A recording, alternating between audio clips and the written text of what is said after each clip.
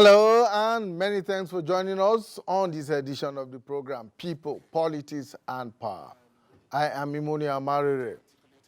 Last Thursday, the last of the 121 abducted Bethel Baptist High School students in Damishi, Chukun local government area of Kaduna State regained his freedom from his abductors. He spent 2 years, 3 months, and 27 days of his young life in the custody of the captors. He was an unwilling guest of a group of bandits who almost 2 years and 4 months ago, to the day of his freedom, burst into their school with guns blazing and whisked away all 121 of them. For that long a time, no government at any level, and what was expected was to secure Treasure Ayuba's release. Indeed, he was completely forgotten and probably given for dead. Treasure Ayuba is only but one of the few lucky ones, starting with that of the over 276 Chibok girls who were abducted in April 2014, over 9.5 years ago, with 98 of them still unaccounted for to date. Since the Chibok incident, there has been a slew of unfortunate abductions and threats to the safety of schools and students, particularly in the northern part of Nigeria. Young Nigerians engaged in the mandatory 1-year national service have also not been spared. But girls appear to be the main targets of the latest cases of abductions. This has prompted concerns about the future of education in the country, particularly girls' education in northern Nigeria. Now, despite the Safe Schools initiative that came on board after the Chibok abductions, not much appears to have been achieved in terms of the provision of security for schools. The failure of Nigerian authorities to protect schools and students from being abducted, killed, raped, or forced into marriages has become of grave concern. The federal government last week announced that it will soon inaugurate a presidential steering committee for Safe Schools project as part of government's determination to enhance the Safe Schools project. Now, is this an indication that government is beginning to wake up to its responsibilities? Well, we are therefore revisiting this issue because of its centrality to the development of education in the country and in the light of Treasure Ayuba's lucky break from his captors. We shall talk to the mother of Treasure Ayuba. We shall also talk to the chairman of the Christian Association of Nigeria in Kaduna State, Reverend Joseph Hayab, who was on this program over 2 years ago when the abductions at Bethel Baptist School took place. We shall also be joined virtually, or we are also being joined now virtually, by a UNICEF education specialist, Believe Orishes Nemi Eke. Also with us in the studio is a security specialist, Jonathan Onoja. They will help us to understand the underlying issues of the Safe Schools project. So stay with us. We'll be back in a moment to kickstart our discussion. Dream. The Nigeria we need is the united, indissoluble, and cohesive Nigeria which guarantees equity, fairness, justice, and prosperity for its citizens. That is our focus on people, politics, and power. It is fresh, insightful, impactful. It's a must-watch. People, politics, and power on AIT. The Nigeria of our dream. The Nigeria we need is the united, indissoluble, and cohesive Nigeria which guarantees equity, fairness, justice, and prosperity for its citizens. That is our focus on people, politics, and power. It is fresh, insightful, impactful. It's a must watch. People, politics, and power on AIT.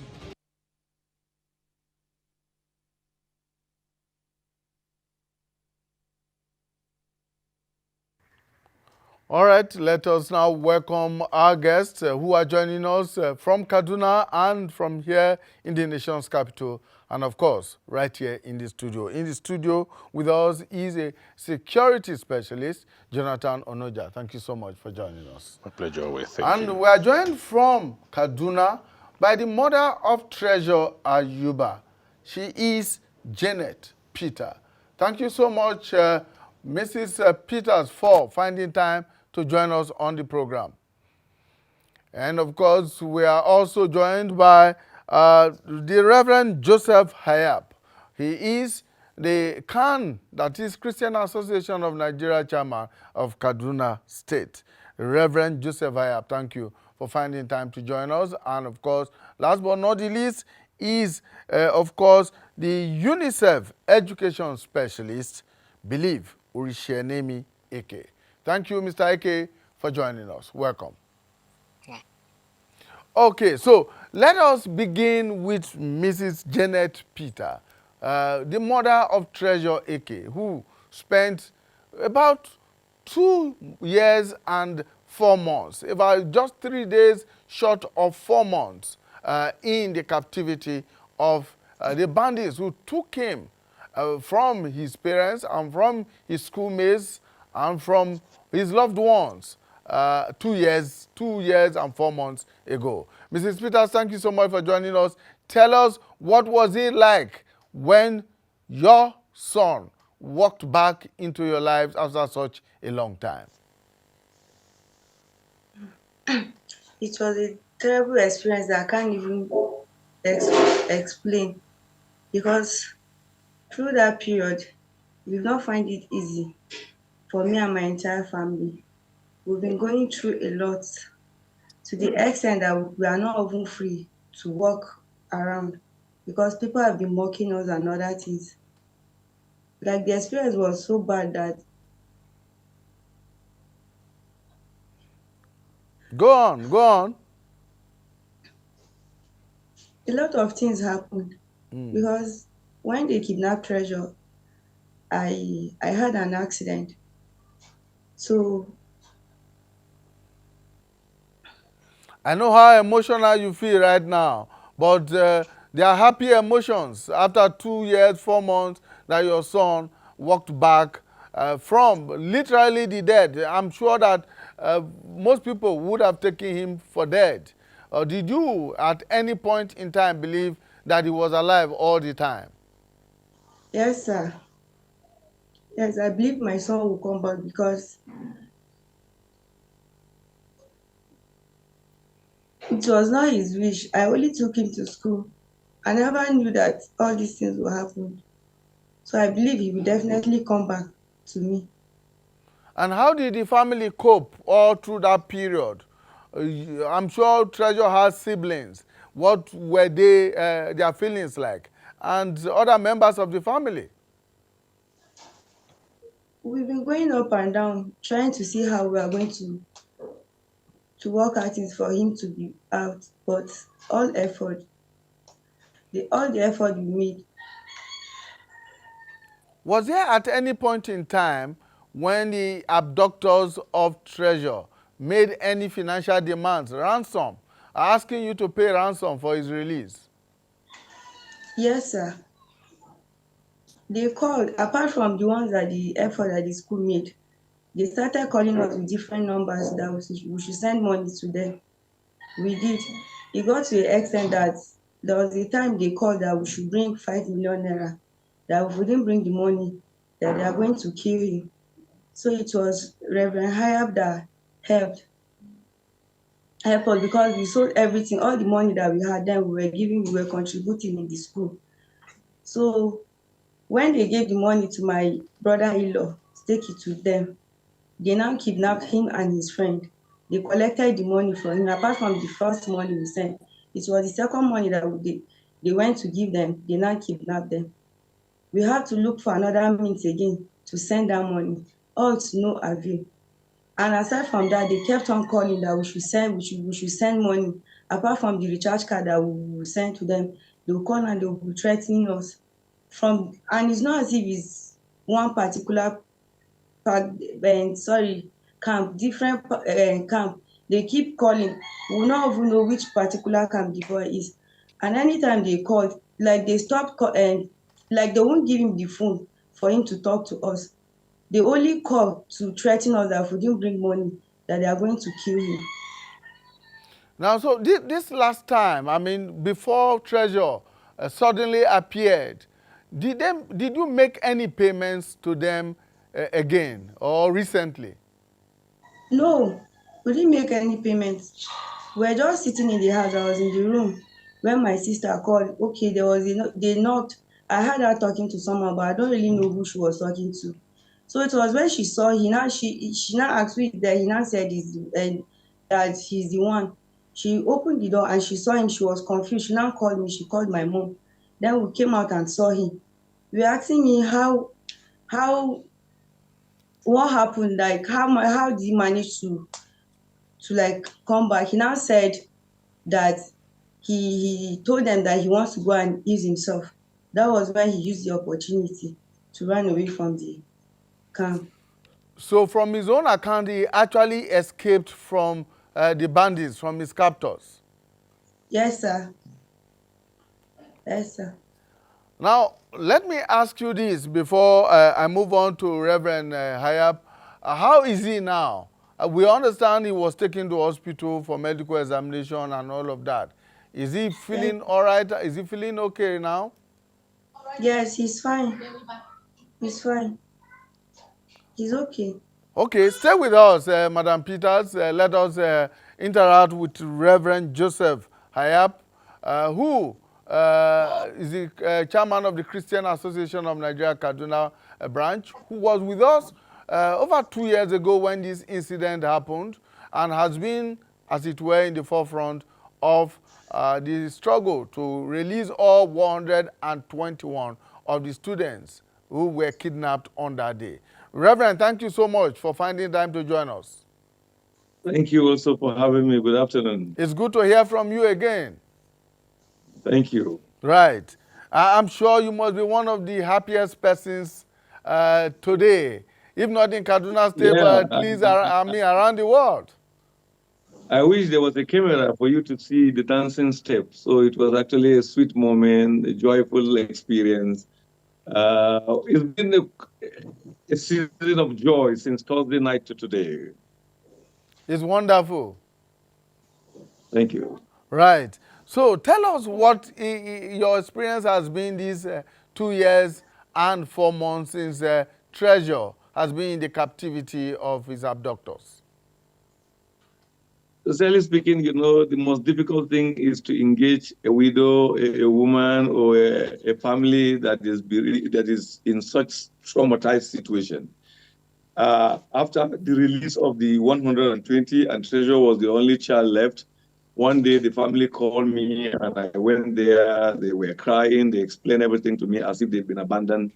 And I took it upon myself to see what do we do. At that time, the bandits were negotiating with the family and I encouraged them to negotiate. But the challenge, they get the money. I told them not to worry. I reached out to many prominent Nigeria. There is a governor in Nigeria who sent money to me to give the family, but because he did that out of our relationship, I don't want to talk about it. But I thank him and I appreciate him. And I appreciate many other people who stood by us. I remember when that money was given, the bandit now asked them to give them 50% of the money, and on the next day, they should bring 50% and take their son. Unfortunately, when they came to collect the 50% money, they kidnapped those who brought the money. I had to rally around helter-skelter looking for money again to release those who have been kidnapped. So it has been a very terrible period for the family, terrible period for us. The grandmother will travel to every prayer house in this country. I can understand. You know, when people are in such situations, they will do everything. So we continue to encourage her, continue to give support in the little way we can. And so that night, I was just back from a function, and she gave me a call and said, "Where are you?" I said, "I'm in Kaduna." She said, "Please let me come and see something in her house." She's scared. She was not sure if it is true. So I drove quickly to the house. The fact that my driver had just left, because of the haste, I had to join a bike to catch up with my driver so that we'll reach her house in good time. So we arrived, and I saw Treasure. I hugged him. But, they were crying. For me, it was a thing of joy. I'm a man. I'll be strong enough. We did our best, and they said, "Take him, take him, take him." And instantly, within 2 or 3 hours of his arrival in the house, they allowed me to take him away. So I took him away. I called the Baptist church, the owners of the school, that this unfortunate incident happened, for them to see Treasure and know that he's back. And then I moved him to a hospital in Kaduna. And the doctor had actually left, but when he heard I'm the one calling him, he came back and started working on the boy. So we stayed in the hospital till yesterday. I got him discharged from the hospital, and I asked him to come home and stay with his parents.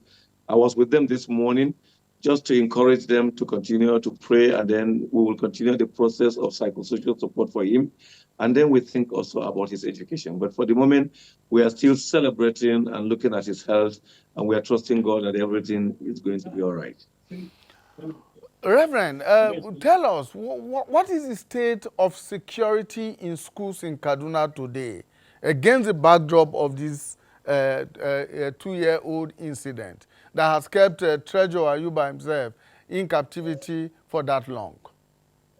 After the Bethel Baptist High School, we have the Greenfield University that students were kidnapped. We have the Federal School of Forestry, students were kidnapped. We even have the attack on NDA. We have the attack in one of the schools in Awong and few other places.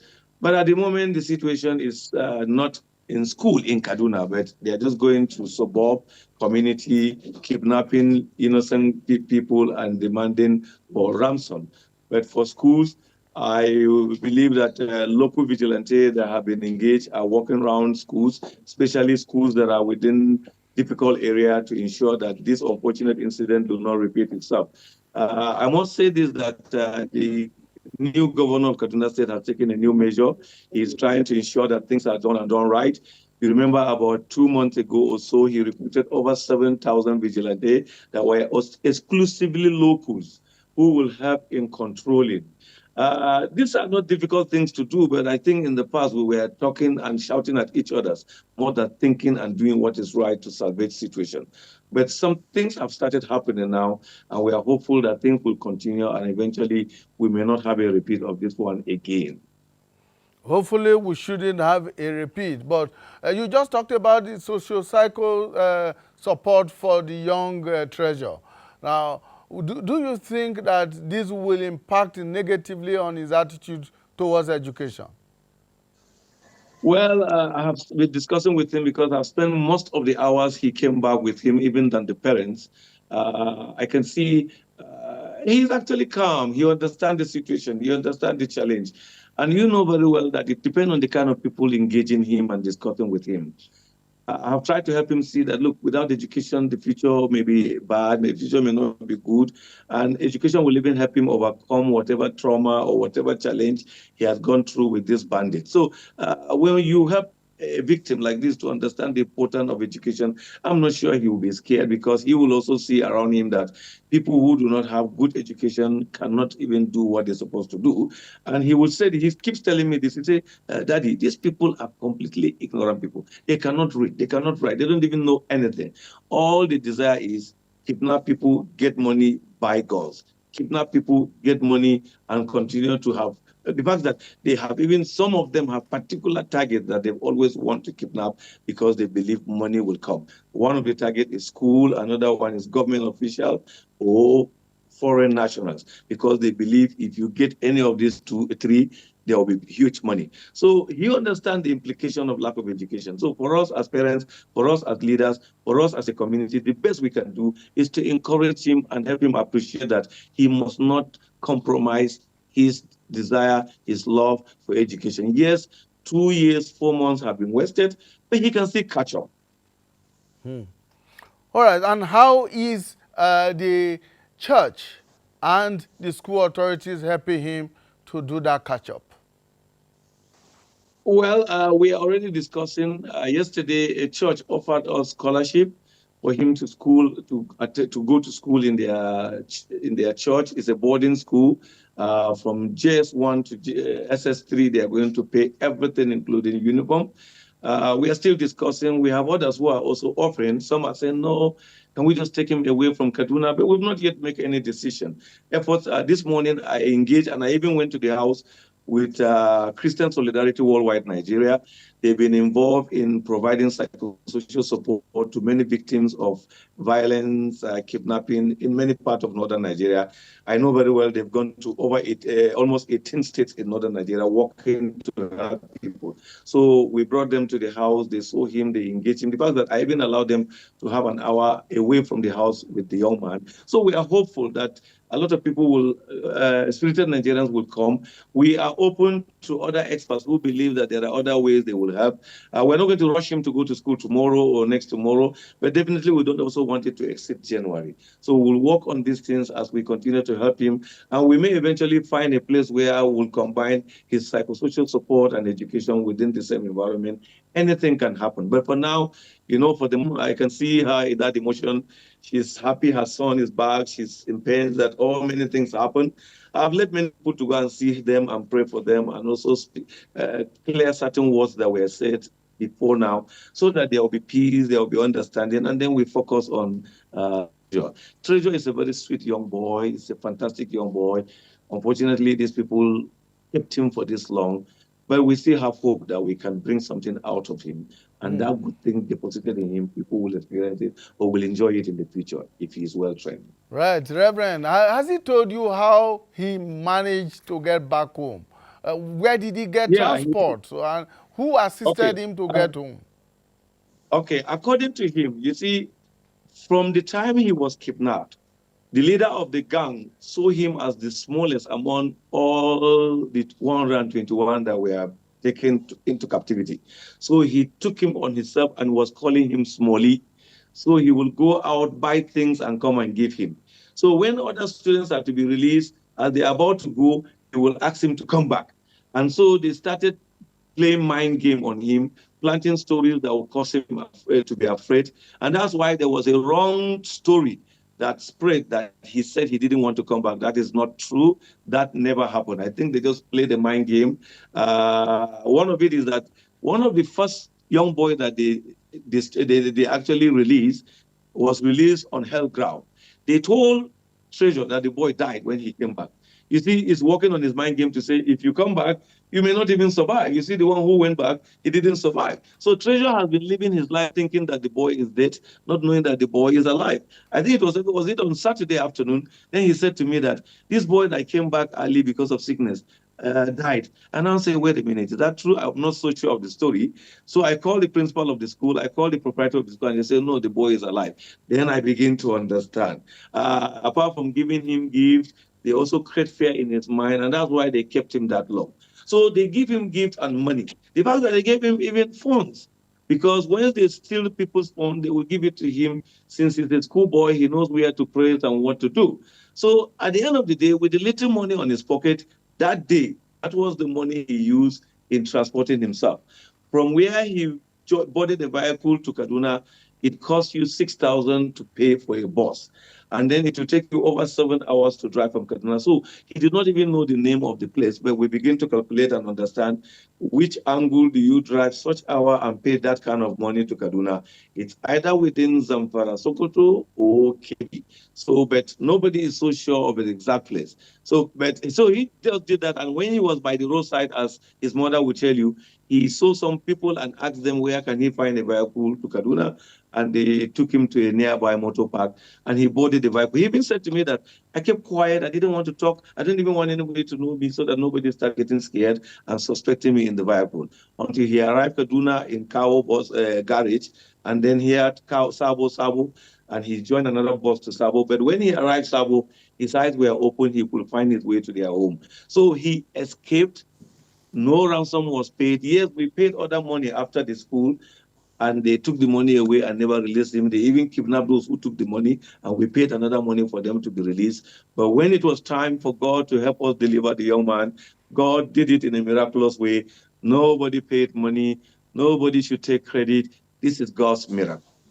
Thank you so much, Reverend. Please stay with us. Let me bring in the UNICEF's education specialist at this point in time, Believe AK.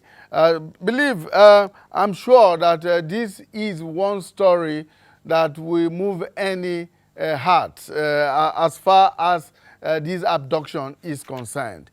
First, let me get your reaction to the freedom, to Treasure's miraculous freedom from his captors. Yes, thank you so much. I hope you can hear me loud and clear. We can hear you loud and clear, yes. Okay, so thank you so much.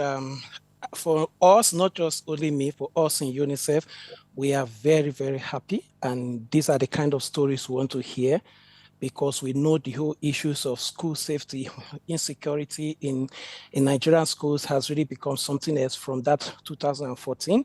We are very happy to hear this news, and we're also ready to provide more support in areas we can, especially both at the federal and the state governments, to see how we can make our schools safe, because education is a right.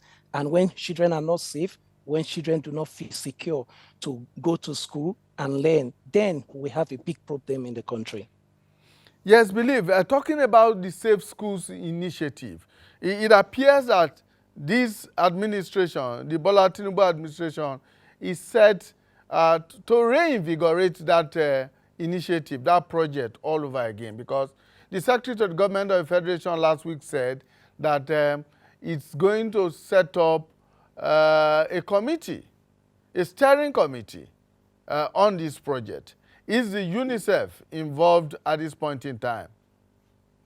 Yeah, thank you so much. I think that is a good step, the right step at the right direction, because UNICEF has been providing a lot of support, especially in the aspect of the various documents that have been developed. You know, Nigeria has a very rich policy environment when it comes to safe school. From that 2014 down, from the moment the former president Buhari signed that SSD declaration, where we have document like the national policy for safety, security, and violence-free school, the minimum standard. There's also what is called the SSD plan of action. All these various documents are there, sitting on the education side, and also the national plan for financing safe school, which is a very good initiative. So just last week, we were with the NSCDC, where we did a national summit on safe school, and the National Safe School Response Coordination Center, where every one of us, not just UNICEF, we supported that activity also to see how we can coordinate the whole issues of safe school. So it's a welcome development when we heard that the federal government is trying to set up a steering committee so that all the various actors in relating to safe school, we can all really work together, supporting the government to ensure that our schools are safe. Now, what do you consider to be the key issues or the key threats to the successful implementation of the Safe School project? Yeah, for now, I think based on what we are doing now, the technical support we are providing to both the federal and the state government, funding has been one of the key issues. Funding initially, because from when this national plan for financing safe school was brought into place and coordinated by the Ministry of Finance, as at 20, because the plan is supposed to take from 2023 to 2026.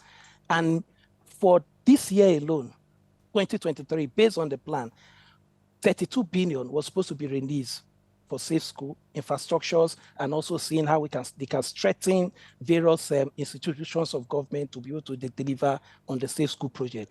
But I think we are sure, based on the information from the Ministry of Finance, that 15 billion has already been released. So that shows that yes, the government is really making commitment. So, but one of the challenges we are also looking at, and that is what UNICEF is also strengthening, is to see how the state government can also buy into this idea of safe school, not just to talk, but also to see how they can also strengthen their institution and get an effective institutions on ground, effective coordination at the level of the state government to see how the whole issue of, because it's not just only federal government. As federal government is doing, UNICEF is also supporting the states to strengthen those institutions of government to make sure that the Safe School project is a success.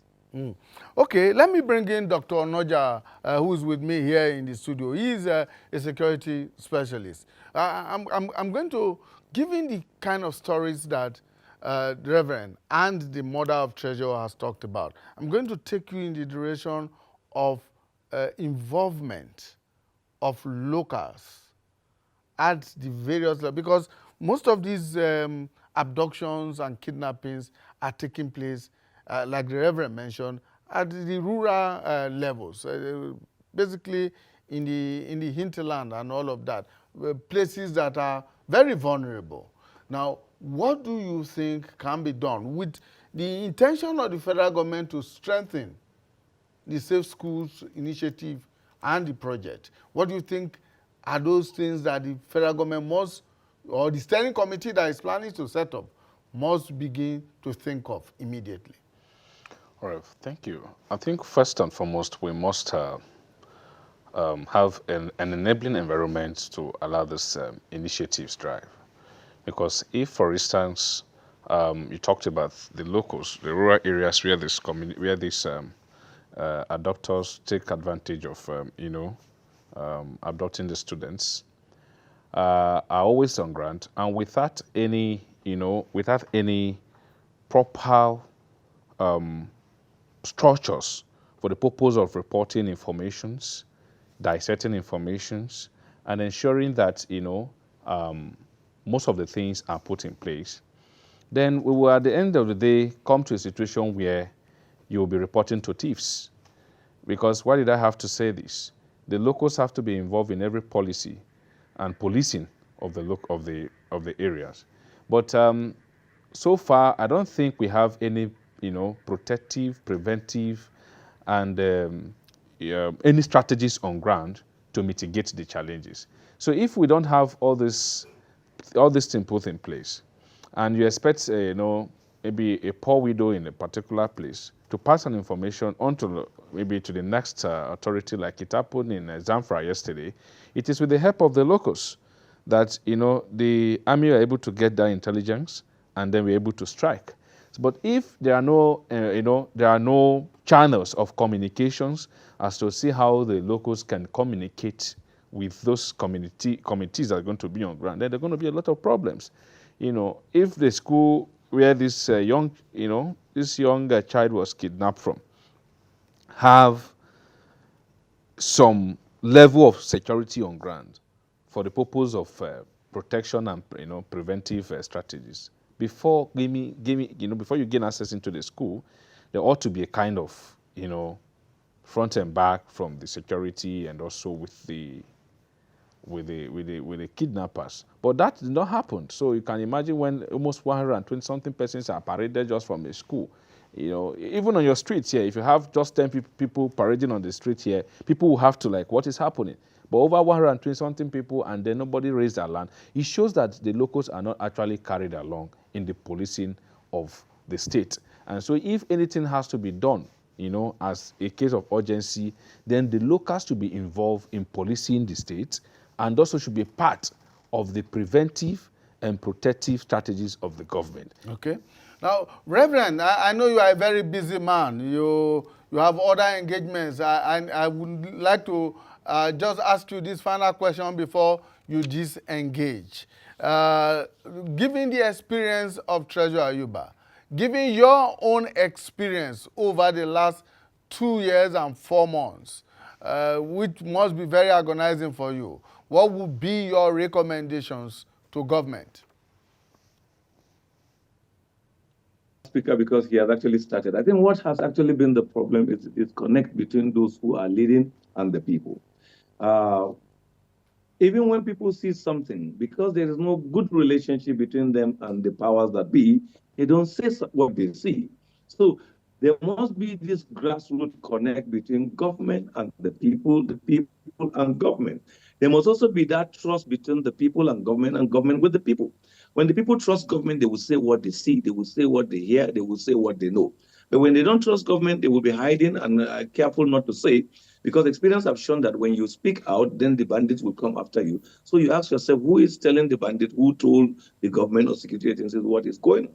So everybody is careful. I have said this by commending the new governor of Kaduna State for his initiative to carry everybody along. He is reaching out to stakeholders. He is engaging locals into security vigilante. We hope that it will yield fruit. So what we are just doing now is to say, okay, since there is an opening for understanding, an opening for collaboration, an opening for finding solution, we are calling on everybody to come on desk for us to find solution together, because there is no one government that have everything. When you talk about intelligence gathering, you don't gather intelligence when you are disconnected with the people. You don't gather intelligence when the people don't trust you. So you still come back about relationship between government and the people, people and the government. And that's why governance in Nigeria must deliberately do our best to ensure that the governance of the people starts from the grassroots up. So the local government is involved, the communities are involved, the state is involved, and then the federal is involved. But once this disconnect is there, every day you hear people just grumbling, complaining, and then we come around just attacking each other and don't talk about solution, don't find a way out. I believe that going forward, with the new spirit of the service chiefs that we have seen being exhibited, we are hopeful that something good will come out of it. I have always said it, and I'm going to say it on your media, that when this administration appointed Lagbaja to be the chief of army staff, as someone who have been around and in Kaduna for some time, I remember when he was posted as the GOC First Mechanized Division, he was super. He was fantastic. Within a space of time, he began to chase this bandit. We didn't know what happened at that time. The powers that be removed him from the GOC, One Mechanized Division. Now he's the chief of army staff. And you can see the way and manner he's going into different locations, encouraging the military to show who they are, to show that Nigerians have army. We cannot have army, we cannot have security forces the way we have them in Nigeria. And ignorant people like this bandit will be terrorizing us, disturbing us and causing us sleepless nights, and we cannot do anything to them. I believe that our military, the various security agencies have what it takes to calm them, but we must all work together. The synergy must be seen at work. Thank you very much, Reverend Joseph Hayab, who is the chairman of the Christian Association of Nigeria in Kaduna State. Thank you for your time. Thank you also for having me. All right, let me quickly bring in Madam Janet Peter. And my question to you is, what do you want government to do for your son?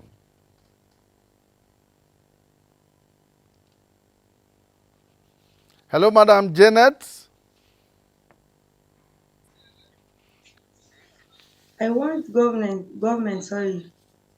to help my son with his academy, and also to help us with the family, because during this period we really lost a lot of things in our family. Everything Yes, go we've lost. ahead, because I know you mentioned earlier on that you have had to sell everything in order to raise money to pay for, or to meet the demands of the abductors at a point in time. Yes, sir. And again, my health, because of the incident, I started using crutches to the school, and really affected my leg, because it was not time for me to start using it. It really affected my leg. Seriously, I can't walk very well. If the government can help me in any way they can, they should just assist my family so that we'll bounce back the way we used to be before. Okay, is this directed at the Kaduna State government or the federal government? The federal government, the Kaduna State government. Okay. Well, we wish you well. We look forward to your quick recovery. And in fact, we will be keeping in touch with you, and we'll be monitoring the progress of the young boy. And we hope that he returns to school very soon and continues with his education. Thank you so much for your time with us today. Thank you, sir. All right. So let's bring in Mr. Eke once again. Mr. Eke, the involvement of locals, different levels of government, local government, state government, and federal government in executing the Safe Schools initiative has been stressed. Dr. Noja here has said it, the Reverend has said it. How do we get that going? What was the challenge originally that didn't bring in these levels of authorities from local, community to local government to state governments into the equation? Yes, thank you so much. The fact is, this issue of safe school is not something that was envisaged earlier, but from the moment the Safe School Initiative came on board and a lot of transformation on the Safe School project, we now saw the need. I think the government of Nigeria saw the need for them to set up this response coordination center. And like I said earlier, the national summit we did on the National Safe School Response Coordination Center coordinated last week, we observed there that. Go ahead, Mr. Ake, we can hear you. Already working with the locals in the community, because the whole idea, even the Nigerian Security and Civil Defense Corps cannot coordinate, they cannot safeguard all the schools in Nigeria because they don't have enough personnel to do that. So they are even working with the locals now, and we are encouraging. We know the idea of working with these locals did not come earlier, but I think it's a good development. And from what the NSCDC told us last week, they are working with these locals now, and they're encouraging government, both state and local government, to see how they can employ this. Every school should be protected in Nigeria. Every school should have at least a security person, and they will be they will not. We will not see how we can link this security at the school level, because once the school is registered under the NSCDC platform, the Safe School Response Coordination platform, they will be able to provide any support for response, not only reacting when there's an attack. We are looking at we are supporting in the area whereby we can also prevent some of this attack from happening. And you can't rule away the use of the community-led structure, community-led initiative from the community, because the schools are owned by the community. The schools are in the community. So therefore, we need to use those locals even to be able to send information in case there's an attack, in case there are issues of safe school. Remember, safe school is not just only the attack. There are other components, violence, and all that issue within the school environment. So that's why we're also working with the SBMC, the School-Based Management Committee. We're strengthening their capacity to see how they can also provide this information down to the state level, and also ensuring that every state could have a steering committee to be able to relate on all issues of safe school within the state level. So it's a good development, and we are encouraging states, encouraging schools to be able to work with this community-led structure, establish community-led structure, vigilante system, to see how we can be able to rule away this whole issue of safe school, crisis in school, and conflict in schools. I want you to look forward in the next 3 to 4 years. If what you have talked about is put in place, what the Safe School Initiative or the Safe School Project will look like? Do you think we will have safer learning environment? Yes, that's our goal. And I think that's what the federal government also wants.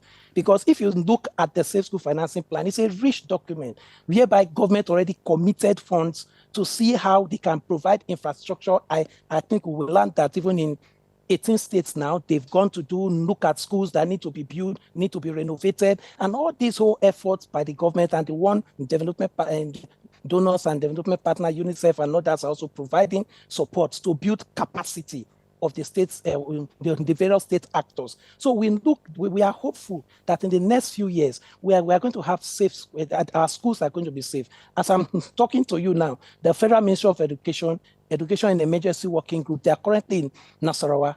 What are they doing? They are trying to train a set of master trainers that will go to all 774 local governments in Nigeria to see how they can train their desk officers on safe school, what they need to do, so that in case, because when there is enough information, when the capacity of the state actors, the education personnel are built, they will be able to understand what safe school is. With all this rich policy document we have, it's time to move from policy to action. And that is what we know. Both the Federal Ministry of Education, UNICEF is providing that technical support in over 15 states now. We are helping them to set up state mechanism to be able to relate with issues of safe school within the state. All right, Dr. Onoja, he's just talked about moving from policy to action. It has taken several years. So from 2014, when the Chibok incident happened, up until now, it appears that we have been stagnated on the policy position. Now it's time for action. What are those things that you think would need to be done in the immediate, in the medium term, and in the long term to get everything in place and provide a safe learning environment for our children, particularly those of them who are in the vulnerable rural areas? All right, Mr. More, you remember that last time I was on this program, I talked about the time taken for implementation of these policies. And today, you see, I was even overwhelmed in my first response because I was looking at the trauma of the young boy, what the mother has gone through, and kudos to also the reverend, the super reverend that has also been in touch in all of this. Now, coming to the implementation issues, which has become a very major problem that we have. I think it is because we are not deliberate to actually put a stop to the whole issues when we talk about school insecurity. Otherwise, we've had successive general elections since 2014, and there was nothing to stop it. But now we came again and to say that, we've not been able to implement policies that have been since 2014, since the abduction of Chibok girls.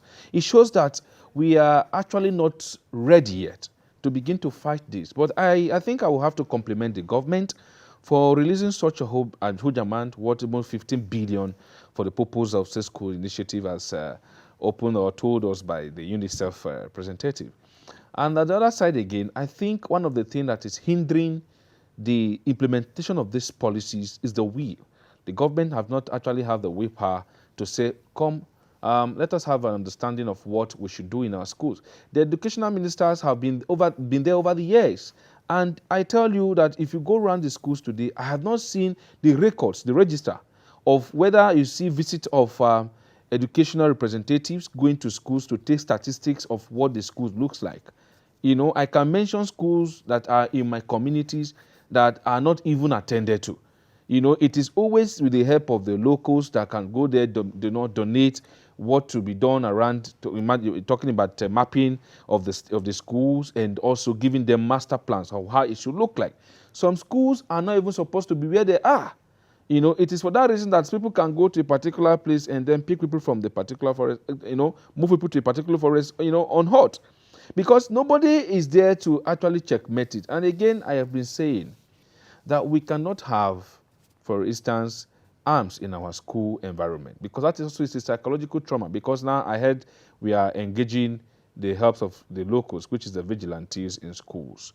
While we are doing that, I also have to remind the school authorities that the use of arms in our school environment is a psychological trauma. And so let us see for another alternative that these guys can be maybe some meters away from the school, and then have people like they still informed us again that some persons have also been taken to National State University for trainings and all of that. They should engage them in preparatory, protection and preventary. So these things can be, they can imbibe in these things. They should be able to see the pointers that are leading to some of those things and then give immediate information or alarm for the purpose of response. We don't have rapid response in this country. And that's why people can go into a particular community and attack for hours without any response. I've been saying it, that our response mechanism is poor. And we don't have what it takes now. Because if you say fuel, if we talk about the centers that they are talking about, do the center have a standby helicopters? So if something is happening in Zamfara, they are going to be there. Do the center have a standby helicopter that if it's going to happen in Kaduna, they're going to be there? So I think we should also beef up our physical security, which I compliment the Kaduna state government for also bringing in the locals now. If other states can begin to, emulate such practice and begin to bring in the locals for the purpose of neighborhood watch, community policing and all of that. But if we are going to do that aspect, like the Reverend Father have talked about already, we must at first, which I told you in the last program here, that we must at the same time talk about trust. If you are not able to build our trust on the people that are supposed to be policing our environment, then there's a lot of problems because you don't know who you are giving information to. But once that trust is there will be a free flow of informations. And again, the center should consider, like what the NDLEA is already doing, should consider a free toll line that even locals can pass information without any hinges of, I don't have credit card, I don't have a call card in my phone. When those things are built in that centers, it's allowed a free flow of information, and you have access to information, and you know at any time. But if you are expecting one widow somewhere to load, his car to tell you that I saw some persons going to this, SY as this, you are going to be there for for years without getting those informations. That is why I said in my earlier opening, remarks, I said we must build the environment and put the infrastructures for these things, to drive. If we don't have those things, we'll have to come back, another time again, begin to talk about safety initiatives. Thank you so much. Dr. Jonathan Onoja is a security specialist. He's, of course, advocating that the centers that are being set up should have toll-free lines for ease of communication between the locals and those who are charged with protection of our various schools and communities. Thank you so much, Dr. Onoja. My pleasure. We were also joined by the UNICEF education specialist, Believe Orishenemi Eke. Thank you so much, Believe, for your time.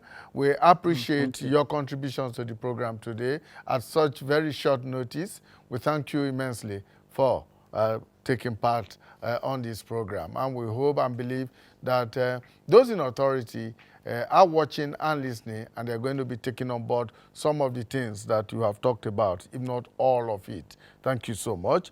And of course, Reverend Joseph Hayab, who is the chairman of the Christian Association of Nigeria in Kaduna State, who was with us and has been on the case of Treasure Ayuba for over 2 years. We thank him for his time. And of course, Madam Janet Peter, the mother of Treasure Ayuba, who also found time to join us. And for you, our viewers out there, we want to thank you for investing your time with us. Well, we'll see you again when we bring you a fresh edition of People, Politics, and Power. Bye for now.